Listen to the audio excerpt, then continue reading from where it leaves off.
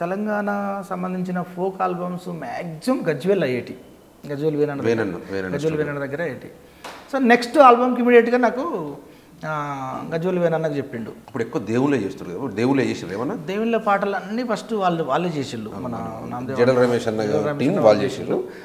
2005 నుంచి నేను ఎంటర్ అయిపోయాను. ఇంకా 5 నుంచి ఎంటర్ అయిపోయినా. అంజన్న చరిత్ర, ఎల్లమ్మ చరిత్ర, మల్లన్న చరిత్ర, తెలంగాణ ఎక్కడ పోండి ఈ పాటలే.